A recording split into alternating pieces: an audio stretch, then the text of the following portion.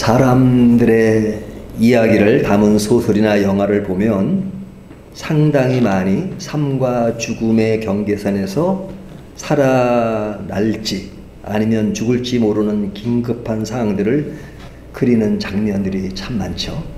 그런 것이 영화에는 되게 많습니다.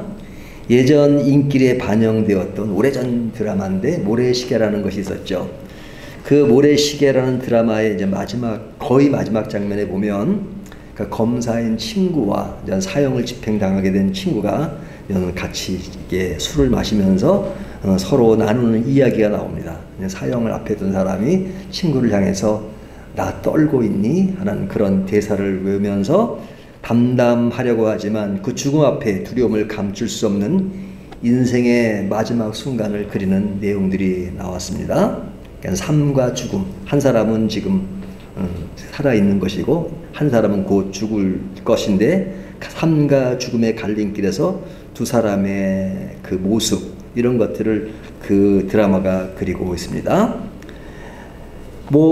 이 영화의 경우는, 이 드라마의 경우는 한 사람은 살고 한 사람은 죽는 것이지만 또 어떤 경우는 한 사람이 내가 시간이 지나서 죽게 될런지 또 살게 될런지 죽음과 삶의 경계선에서 어떻게 될지 모르는 그런 상황을 보면서 굉장히 불안해하는 그런 장면들도 있죠. 이런 죽음에 대한 문제, 이것은 여기저기서 많이 다루는 문제입니다.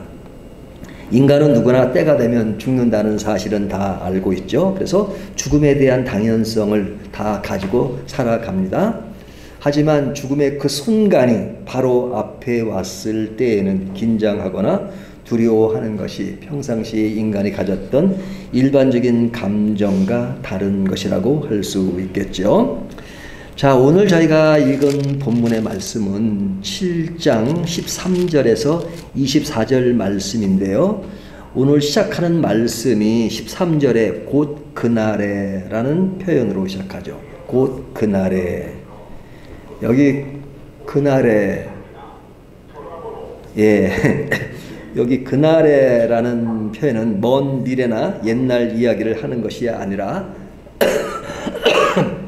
바로 앞에 당면한 이야기를 하는 것이죠.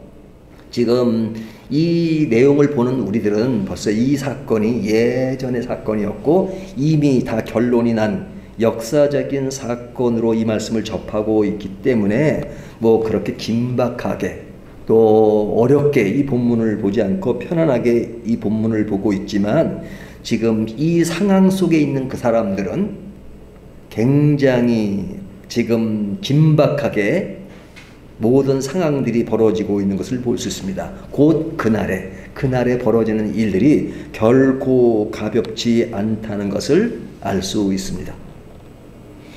그렇기 때문에 멀리서 보는 우리들과 그날이 지난 우리들과 그날의 삶의 현장에서 겪는 사람들은 많이 다를 수 있다는 것이죠.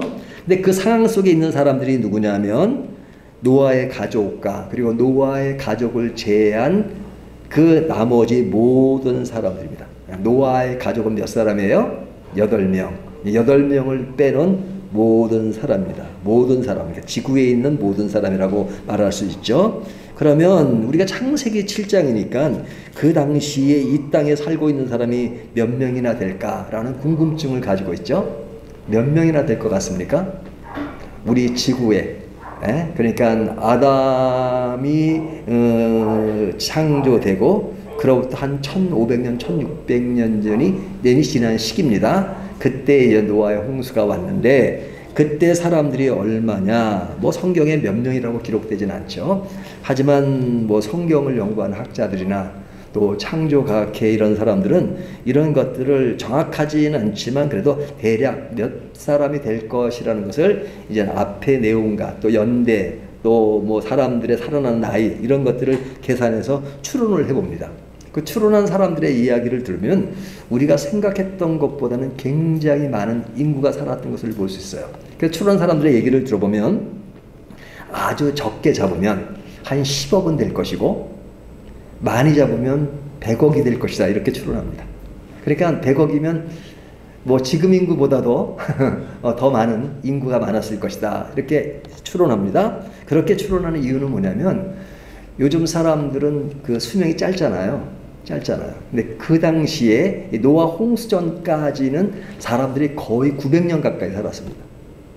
그러니까 900년 동안은 뭐 거의 사람이 죽지 않고 계속 인구만 증가하는 것이죠. 노아 홍수 이후에 사람들의 이제 인구가 줄어들기 시작했고, 그때 이제 노아 홍수 이후에는 보통 반으로 한 400살 정도 살다가 이제 바벨탑 사건 이후에 이제 100세 정도로 이렇게 나이가 점점 줄어드는 것을 볼 수 있습니다. 그런데 뭐 그거야 뭐 정확하진 않지만 사람들의 추론인데 뭐 정확히 얼마인지는 모르죠. 하지만 그냥 분명한 사실은 우리들이 상상하는 것보다는 굉장히 많은 인구가 살았다는 것이죠. 그 사람들이 지금 그때 그 날의 이야기입니다. 그 날에 노아의 가족과 이제 그 사람들이 비교가 되는데 그 비교되는 그 기준이 있어요. 기준이 뭐냐면 10절 말씀을 보면 10절이야 16절을 보면 들어간 것들은 모든 것의 암수라 하나님이 그에게 명하신 대로 들어가매 여호와께서 그를 들여보내고 문을 닫으시니라. 자, 이 문을 닫았다는 어디 문을 닫았다는 거예요? 방주문을 닫았다는 거죠. 그러니까 방주문이 닫힌 겁니다. 그러니까 방주문이 닫히니까 이제 방주는 더 이상 들어갈 수도 없고 나갈 수도 없는 그런 상황이죠. 들어간 사람들은 누구예요? 노아의 8식구. 8식구는 이제 그 방주 안에 있는 겁니다. 그리고 그 외의 사람들은 그 땅의 모든 사람을 말하는 거죠. 뭐 그 인구가 10억이 됐는지 모르지만은 하여튼 그 밖에 있는 사람들을 서로 구분해버리면 방주의 문을 닫는 것으로, 이제 방주가 문이 열렸으면 뭐 들어갈 수도 있잖아요. 나올 수도 있고. 하지만 이제 방주가 문이 닫혔으니까 이제 이 두 종류의 사람이 완전히 구분이 되는 겁니다. 방주 안에 있는 사람과 방주 밖에 있는 사람.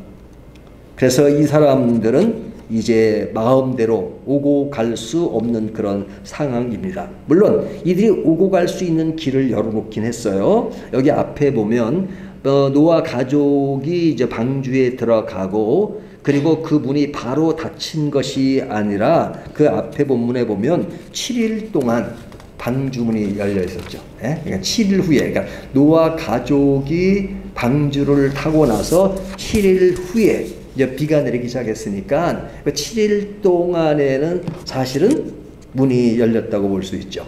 그러니까 그 7일 동안은 문이 열렸고 사람들이 오갈 수 있는 그런 상황이었습니다. 하지만 그 7일 동안에 아무 일도 일어나지 않았죠. 문은 열려 있고 사람들이 선택할 새로운 기회가 있었지만 그 일주일 동안에는 아무 일도 일어나지 않았습니다. 뭐 급박한 상황이나 뭐 비가 오거나 뭐가 하는 어떤 어려운 암시 뭐 이런 것이 있는 것이 아니라 아주 평이한 그런 상황에 있었습니다. 그러니까 이 일주일 동안 방주의 문이 열려 있다 할지라도 일반 사람들은 이 방주에 큰 의미를 부여하지 않았죠. 부여하지 않고 그냥 방주는 뭐 생각조차 않고 그냥 자신들이 일반 생활 가운데 하던 일을 한 것입니다. 근데 그들이 어떤 일을 했느냐? 어떤 일을 했을까요? 그들이 어떤 일을 했는지를 어느 분이 친절하게 알려줍니다. 누가 알려주셨냐면 마태복음 24장으로 오면 37절부터 39절까지 예수님께서 노아 때 있었던 일들을 당시 사람들에게 이야기를 합니다. 근데 예수님이 뭐라고 말씀하셨냐면 내가 다시 올 것이다. 예수님이 그렇게 말씀하시는 거예요. 사람들에게 내가 다시 올 것이다. 내가 다시 올 때 상황은 노아의 방주 때와 비슷한 상황이다. 이렇게 말씀하시면서 뭐라고 말씀하시냐면 홍수 전에 노아가 방주에 들어가던 날까지 사람들이 먹고 마시고 장가가고 시집가고 있으면서 홍수가 나서 그들을 다 멸하기까지 깨닫지 못하였으니 인자의 임함도 이와 같으리라 라고 마태복음 23장 38절과 39절에서 말씀하고 있습니다.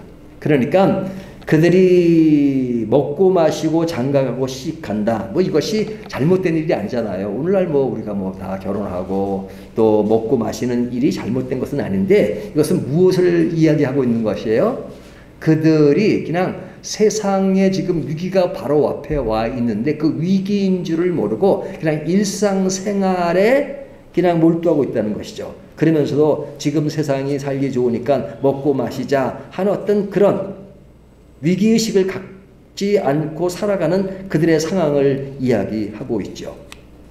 그런데 이런 상황이 예수님이 다시 올 때도 그와 같을 것이다. 이렇게 말씀하고 있는 것입니다. 여기에 강조하고 있는 것이 무엇이냐면 방주에 들어가던 날까지 사람들, 그러니까 홍수전이죠. 홍수전에는 일상생활 속에서 먹고 마시고 장가가고 시집가고 하는 이야기를 하는 것은 이 사람들의 상황은 전혀 문제를 의식하지 않고 살았다는 것입니다. 왜? 문제를 의식하지 않고 살아요? 아무 일도 일어나지 않았으니까. 아무 일도 일어나지 않았으니까. 그러니까 일어나지 않으니까 그냥 평이롭게, 평화롭게 아니면 안일하게 살아가는 겁니다. 그런데 이제 그 안일한 그 날이 계속 유지된 것이 아니라 그 상황이 완전히 바뀌어서 뭐가 왔어요? 곧 그날에, 곧 그날이 온 것입니다. 곧이 현실로 된 것입니다. 평온한 날 같은 날이, 곧 그날이 왔을 때에는 완전히 상황이 뒤바뀌는 거죠. 완전히 상황이 뒤바뀌는 거죠. 그래서 오늘 본문의 이야기는 시작부터가 곧 그날에, 곧 그날이라는 것은 사람들이 전에 일주일처럼 평온한 아무 일도 없는 그런 날이 아니라 그런 날이 확 바뀌어서 이제 아주 어렵고 그리고 방주를 기점으로 해서 방주 안과 바깥 사람들이 서로 다른 그런 모습이 일어나는 그 상황들을 현실적으로 보여주는 말 표현이 곧 그날이라는 표현이란 말이죠.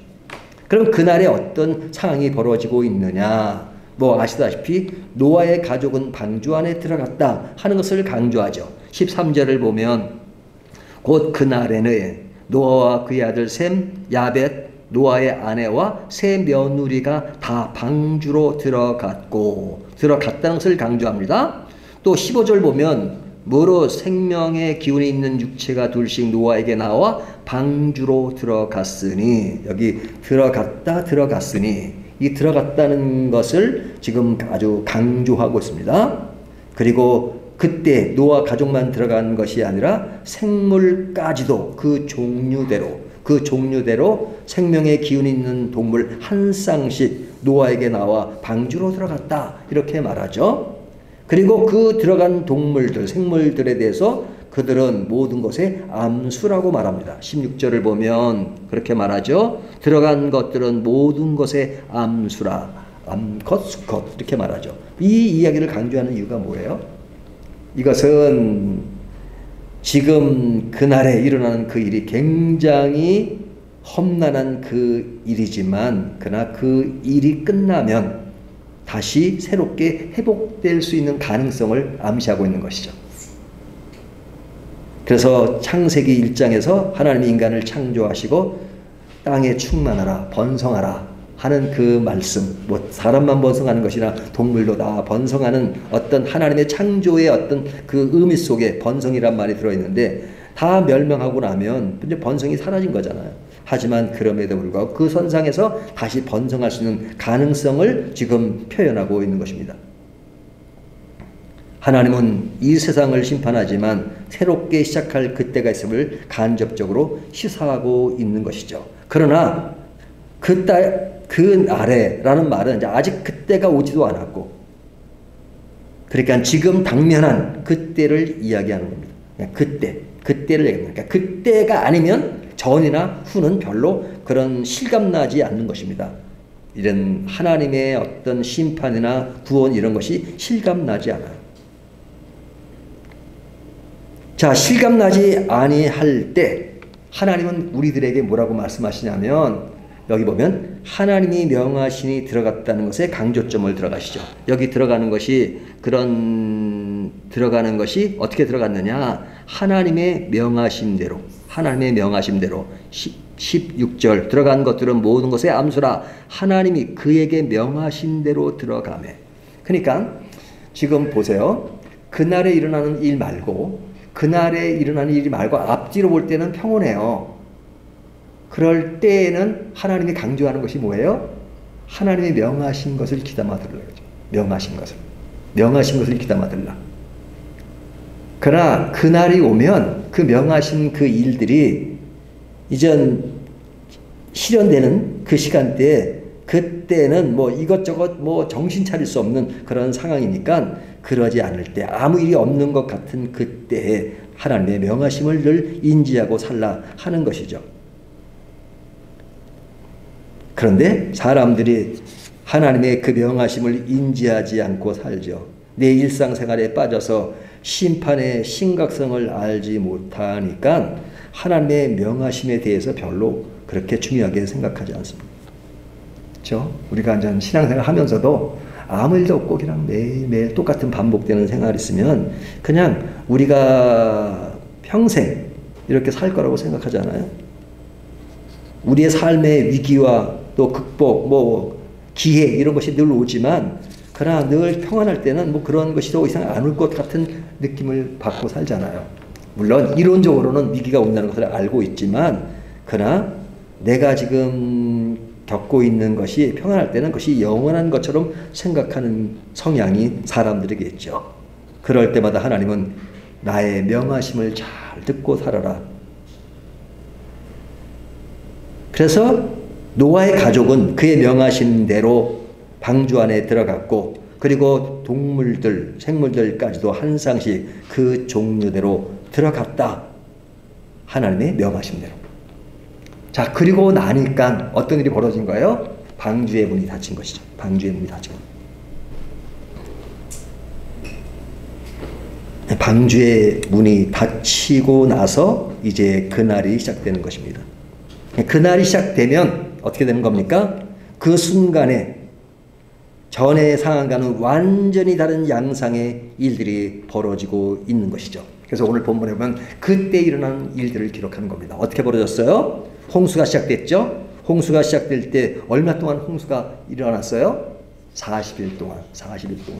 40일 동안 뭐 하늘에서 뭐 비만 내린 정도가 아니라 이게 기품의 샘이 땅에서 솟아났고 그리고 하늘에 창이 열렸다 이렇게 표현하고 있잖아요. 그러니까 뭐 물이 쏟아진 거죠. 물이 쏟아진 거죠. 생각해 보세요. 이 지구를 볼 때 제일 높은 산, 그 산까지 물이 차려면 얼마나 많은 물이 필요하겠습니까? 또 그런 물들의 양 뭐 이런 것들도 또 창조과학이나 이런 데 또 많이 또 이렇게 또 계산도 하고 그러긴 하던데요. 하여튼 물이 찼습니다. 그래서 이 물이 차는 그 이야기를 아주 디테일하게 이야기하고 있어요. 17절 보면 홍수가 땅에 40일 동안 계속된지라 물이 많아져 방주가 땅에 떠올랐고 방주가 땅에 올랐습니다. 땅에서 올랐다는 것은 이제 그 방주가 있는 그 산까지 물이 찼다는 것이죠. 그리고 나서 18절 물이 더 많아져 땅에 넘침에 방주가 물 위에 떠다녔으며 이제는 그런 그 배가 있는 것들로 더 물이 차니까 이제 배가 떠다녔다고 말하죠. 그렇다면 천하의 산은 다 물에 잠긴 것이죠. 가장 높은 산이 물에 잠겼다는 것은 인간의 마지막 그 순간까지의 마지막이 다 다다랐다는 것이죠. 19절 물이 땅에 더욱 넘침에 천하의 높은 산이 다 잠겼더니 천하의 높은 산이 다 잠겼다는 것은 이제 살 사람이 없다는 것이죠. 살 사람은. 그럼 새는 살 수 있을까? 새도 다 죽었다 그러죠? 예? 새도 항상 24시간 날 수 있는 게 아니잖아요. 어디가 좀 정착해야 되는데 정착할 수 없는. 그래서 죽었다. 이렇게 말합니다. 근데 그 선에서 이제 한 15규빗이 더 물이 더 높아졌다. 15규빗이면 한 7m 정도 되겠죠. 7m까지 세상은 다 물로 덮인 것입니다. 그 결과 어떻게 됐느냐? 뭐 이것은 말할 필요도 없죠. 굳이 설명할 필요도 없죠. 땅에 있는 모든 생물이 다 죽었다. 이렇게 말하잖아요. 21절 땅 위에 움직이는 생물이 다 죽었으니 곧 새와 가축과 들짐승과 땅에 기는 모든 것과 모든 사람이라 다 죽었죠. 그래서 여기 보면 육지에 있어 그 코에 생명의 기운의 숨이 있는 것은 다 죽었다 이렇게 말하죠. 그렇다면 죽지 않은 건 뭐예요? 물고기. 물고기는 죽지 않았죠. 네, 물고기는 아마 더 살판 났을 겁니다. 그렇죠? 뭐 먹을 것도 많았고 막 사람들 시신이 다 떠오르고 있으니까 먹을 것도 많았고. 그렇죠? 물론 어떤 사람은 또 이제 바다의 물고기와 강물의 물고기 어떻게 됐느냐 뭐 이런 거 따지기도 하는데 하여튼 그 생물들이 다 쓰러져 버렸습니다. 죽었습니다. 지면의 모든 생물 다 쓸어버리셨다. 공중의 새까지도 쓸어버리셨다라고 22절, 23절까지 강조하잖아요. 그러니까 뭐 인간은 말할 것도 없는 거예요. 인간은 한 명도 빼놓지 않고 노아의 가족을 빼놓고는 모든 인류가 다 전멸해버린 것입니다. 그래서 결과는 어떻게 됐느냐? 23절을 보면 노아의 방주 안에 있던 사람들만 남았다라고 기록하고 있죠. 남았다. 그러니까 지금 오늘 본문을 보면 이 본문을 이렇게 수리적으로 표현하면 이렇게 됩니다. 방주의 문이 닫혔다. 닫힘을 기준으로 해서 노아의 가족은 살고 밖에 있는 사람은 다 죽었다. 그 결과 노아의 가족만 남았다. 이렇게 이제 이렇게 도식으로 만들면 그렇게 되겠죠. 방주의 문을 기점해서 산 사람과 죽은 사람. 그래서 산 사람에 대해서 남았다. 뭐 이것은 그냥 표현에 뭐 남았다라는 표현이 그렇게 뭐 중요한가라고 생각하지만 사실 이 남았다라는 표현이 굉장히 중요합니다. 그래서 남았다라는 신학이 있어요. 예? 남은 신학, 남았다. 이스라엘 백성들이 남았다. 그리고 우리가 룻기를 설교할 때 그 남았다는 말을 강조했죠. 예? 이게 엘리멜렉 가족이 있었잖아요. 가족이 어려우니까 이제 모압으로 도망갑니다. 이렇게 그 흉년이 들었으니까 모압으로 갑니다. 모압으로 가니까 어떻게 됐어요? 예? 그 아들들 있잖아요. 엘리멜렉의 아들 기럯과 말론. 사람들이 다 결혼을 했습니다. 예? 결혼했어요. 그리고 이제 그 엘리멜렉에 나오미가 있었잖아요. 그러니까 몇 명이에요? 다 이제 결혼도 했으니까 남자 2명이 결혼했고 아버지가 남자 3명, 그다음에 여자가 3명이잖아요. 근데 모압에 가서 남자들은 다 죽었습니다. 엘리멜렉도 죽고 기럯과 말론이 죽었어요. 근데 성경 뭐라고 표현해요? 그들이 죽고 이제 3사람이 남았더라는 것을 하죠. 그러니까 남은 이야기가 결국 룻기를 뒤에까지 마무리하게 만들어요. 그 여인들이 남으니까 그 중에서 룻이 이제 보아스를 만나게 되고 그 보아스가 남음으로 인해서 이제 보아스를 통해서 이제 아들을 낳게 되고 그 아들이 이제 다윗이 나오고 다윗의 흐름 속에 예수 그리스도가 나오는 것까지 이렇게 룻기가 얘기하잖아요. 그러니까 결국 그 남은 것으로 인해서 그것이 예수 그리스도까지 이어지는 그 나무의 원리를 구속사적으로 설명하고 있잖아요. 그러니까 그 이야기는 룻기뿐 아니라 오늘 본문에서 노아의 가족이 남았더라 하는 그 이야기는 결코 가벼운 이야기가 아닙니다. 그 남은 자의 이야기는 물이 150일 동안 땅에 넘침으로 산자와 죽은 자의 차이를 확연하게 보이며 실감할 수 있는 날이기도 했죠. 그러니까 물은 40일 동안 내렸지만 그 날은 홍수가 이제 40일이 끝나고 이제 그 방주가 이제 150일 동안 계속 물 위에 떠 다닌 것입니다. 그리고 이제 150일이 지나면서 서서히 물이 이제 사라지기, 좀 줄어들기 시작한 것이죠. 그러니까 150일 동안의 그 차이, 산자와 죽은 자를 확연하게 보여주는 그 시간들이라고 할 수 있죠. 심판이 이루어지는, 그래서 죽음이 오는 날에는 그 상황이 평상시와는 완전히 다른 그날이 되었다는 것을 확연하게 보여주는 그 시간들이었다는 것이죠. 그러니까 오늘 본문이 보여주는 것은 심판의 그날입니다. 심판의 그날. 그날의 심판은 죽음으로 막을 내렸습니다. 그때 죽은 사람은 인류 역사의 최대 사건입니다. 그러니까 인간 역사의 최고의 사건입니다. 지구의 종말이 왔다고 해도 과언이 아닐 정도로 이런 역사적인 일은 없었죠. 뭐 우리가 전쟁에서 사람이 죽고 해도 이렇게 죽는 것이 아니라 이건 지구에 있는 사람들이 10명을 빼놓고는 다 죽은 사건이니까 너무너무 큰 사건입니다. 근데 이런 큰 사건이 하나님의 심판으로 이루어진 것인데 그들이 그때까지는 먹고 마시고 장가고 시집가고 일상에서 아무 일이 없었던 것처럼 살았다라는 것을 이야기하고 있고 또 그런 것을 통해서 많은 것을 생각하게 만들잖아요.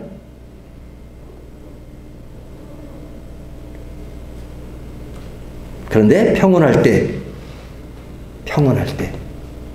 그러니까 노아가 방주를 짓거나 그것일 때 그날을 말한다는 것은 굉장히 어리석은 것처럼 보이죠. 그렇죠? 노아가 방주를 얼마나 오랫동안 지었습니까? 굉장히 오랫동안 방주를 지었잖아요. 그것도 산에 지으니까 그것을 보면 사람들이 얼마나 비웃었겠어요. 노아가 방주만 지었겠어요? 하나님이 말씀하신 심판에 대한 이야기도 했을 것입니다. 하지만 그런 것들을 들었겠어요?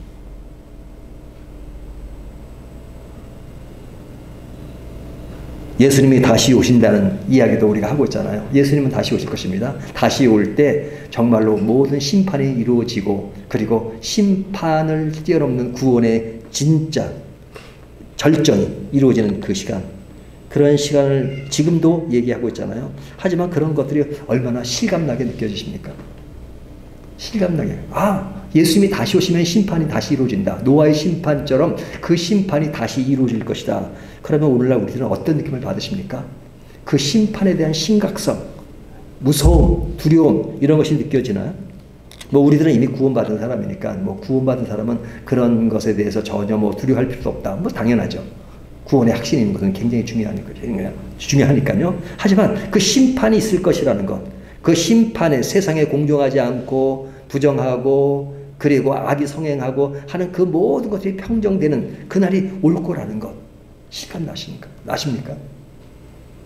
그리고 그것을 실감하면서 얼마나 하루하루를 살아가십니까? 하루하루를 살아가기 위해서 성경은 말하기를 하나님의 명하신 대로 그것을 강조하잖아요. 그래서 예수님께서는 조금 전에 말씀드린 것처럼 마태복음 24장 37절을 보면 이렇게 말씀하십니다. 노아의 때와 같이 인자의 임함도 그러하니라. 인자의 임함도 그러하니까 노아의 사람들이 그 당시에 그렇게 했던 것처럼 너희들은 그러지 말고 정말로 지금은 아니지만 그날이 반드시 올 것이니까 그날의 상황을 염두에 두고 하나님의 명함을 늘 인지하고 살라 하는 것을 강조하죠. 그날은 반드시 올 것이니까요. 그렇기 때문에 우리가 늘 강조하는 것이 뭐예요? 말씀을 묵상하고 말씀을 묵상할 때 그냥 하나의 이게 지식적으로만 인식하는 것이 아니라 정말 이 속에서 하나님이 나에게 무엇이라고 말씀하시는가? 이 말씀이 있다면 그 말씀 속에서 내가 믿음의 사람으로서 하루하루를 어떻게 살아야 되고 어떤 자세와 어떤 내일을 바라보며 살아야 되는가 하는 것들을 사는 것이 매우 매우 중요하고 내 인생의 목적이 무엇이며 인생의 방향이 무엇이고 내가 어떻게 살아야 되는 것이고 하나님 앞에서 나는 어떤 자세로 내 관심과 내 목적과 그런 것이 어떠해야 되는가를 늘 인지하고 살기를 원하시지만 그러나 예수 믿는다는 그 명목 하나만으로 그냥 그것은 그거고 내 인생은 내가 산다. 나는 이 시간 먹고 마시고 즐기자. 즐겁게 살자. 물론 즐겁게 사는 것은 필요해요. 건강을 지키는 것 중요해요. 그러나 그런 것을 지키면서도 가장 중요한 핵심은 하나님의 나라가 다시 임할 것이라는 그런 생각을 하면서 그때의 심판은 진짜 무서운 것이라고 우리가 평상시에 생각하는 것과 달리 그날 그때에는 엄청난 일이 벌어진다는 것을 그냥 너무 막연한 이야기로 그냥 지나가는 이야기로 허무맹랑한 이야기로 생각하지는 않는지요. 오늘날 일반 사람들은 이런 얘기를 하면 진짜 허무맹랑한 이야기로 듣잖아요. 왜 그러죠? 왜 그러죠? 그날이 아니기 때문에. 그 상황이 지금 닥치고 있지 않기 때문에. 그러기 때문에 예수님께서는 뭐라고 말씀하셨어요? 그러므로 깨어있으라. 어느 날에 너희 주가 임할런지 너희가 알지 못함이라. 그러니까 너희는 깨어있으라. 깨어있으라를 강조하는 것입니다. 맷돌을 돌리는 사람이 있는데 그 중에 어떤 사람은 살고 어떤 사람은 죽는다. 그렇게까지 말씀하십니다. 하나님이 마지막 심판이 이루어지는 그 예수님의 다시 오심의 그날 그 날을 예수님은 아주 심오하게 말씀하십니다.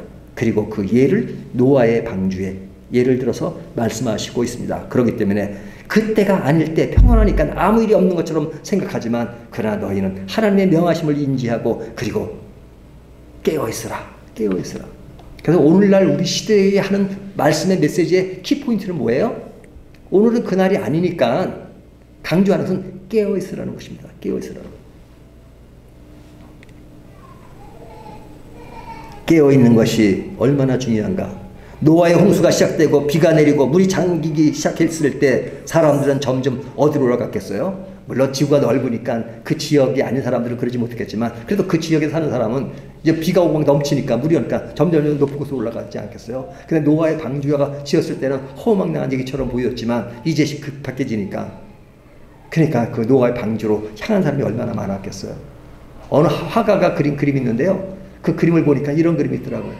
그러니까 노아 방주를 향해서 사람들이 막 돈을 가지고 올라가요. 노아 방주 앞까지 가요. 네, 나 이 돈 줄 테니까 문 좀 열어주시오. 문 좀 열어주시오. 근데 노아도 그 문을 열 수 없어요. 그 문은 성경을 보면 하나님이 닫고 여는 것은 하나님이 하셨다 이렇게 말씀하고 있죠. 그러나 이미 그때 홍수가 시작되었을 때 아직까지 물이 다 안 차고 아직까지 살아날 수 있는 그 여지가 있을 때 그들은 방주를 향했지만 그리고 방주 앞에 도달했지만 이미 그 방주의 문은 닫혀 있었습니다. 방주를 바라보고 있다 할지라도 방주 안으로 들어가지 아니하면 그 심판은 피할 길이 없는 것입니다. 방주가 바로 눈앞에 보이고 있다 할지라도 이미 때는 늦은 것입니다. 그 방주문이 닫혔기 때문에 그 날이 왔을 때는 기회를 참는 일은 불가능한 일이 되어버립니다. 이미 구원의 문이 닫혔기 때문입니다.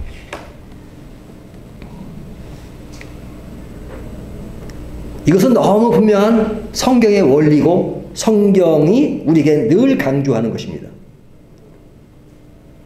그런데 노아 입장에서 한번 생각해 보면 노아는 그날이 오기까지는 매우 힘든 시간을 보냈습니다.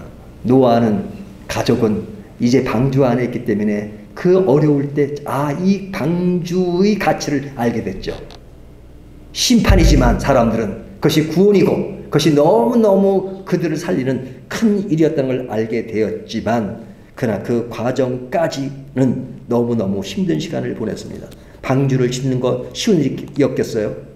그것보다 더 무서운 것이 무엇이겠어요? 시대적인 어리석은 자로 홀로 외로운 바보의 길을 가는 것이 얼마나 힘들었겠습니까? 사람들에게 외면을 당하고 사람들의 바보 취급을 받고 정말 뭐 하는 것이냐고 시대에 어울리지 않는 일을 하고 있다고 얼마나 손가락질을 당하고 바보 같은 삶을 살았다고 그렇게 외면당하고 살지 않았겠습니까? 사람들은 먹고 마시고 즐기는 것에 혈안되어 있는데 그는 오직 방주를 짓는 일에 살아가는 그 모습은 사람들로 하여금 정말로 당신 왜 이렇게 인생을 그렇게 살아? 라는 외면을 받는 것 같은 그런 시간들이었잖아요. 그 시간이 너무너무 힘들었을 것입니다. 그런데 그와 같은 시간을 우리가 냉정하게 신앙의 눈으로 살아가는 우리들을 보면 사실은 노아의 살아가는 시간과 다를 바가 없습니다. 물론 노아처럼 방주를 짓지 않고 그냥 세상과 똑같이 살아간다면 그런 거 못 느끼겠죠. 세상과 똑같이 동화되어 있고 교회만 다니는 것이라면 뭐 그런 어려움, 그런 고통 없을 수도 있습니다. 하지만 노아같이 진짜 하나님이 말씀하신 것처럼 깨어있기를 원하고 깨어있는 상태에서 노아 방주를 짓는 그런 상태로 살아간다면 우리는 정말로 외로운 길을 갈 수도 있습니다. 천국, 지옥, 구원, 심판, 영원한 나라, 십자가, 깨어있으라 이런 말들이 심각하게 사람들에게 들어오지 않아요. 늘 들으면서도 이런 말이 우리의 사는 지금의 인생의 길과 너무 괴리감이 있는 이야기라고 사람들은 생각합니다. 오늘날 시대에 무슨 천국, 지옥, 지옥이 어딨어? 구원, 심판, 예수님이 다시 오신다고. 재림? 그런 얘기가 어딨어? 교회에 다니니까 성경의 중요성을 인식하지만 성경대로 사는 것보다 내가 지금 하고 싶은 길을 가는 것이 더 중요하다고 인식하고 있지는 않습니까? 삶과 죽음의 길은 그런 의미에서 사실 지금에 달려있는 것입니다. 지금 나의 모습은 어떤 것인가? 이것이 그때를 평가하는 큰 기준이 되는 것입니다. 그렇다면 오늘날 중요한 것은 우리들의 이야기가 아니겠습니까? 오늘날 우리는 지금 어때야 됩니까? 성경은 다시 말씀하십니다. 그날은 엄청날 것이다. 그러니까 그 엄청난 것에 당황하지 말고 지금 하나님의 명하심을 잘 인지하고 깨어있으라. 이렇게 말씀하십니다. 우리 모두가 깨어있는 저와 여러분이 되시기를 주님의 이름으로 축원합니다.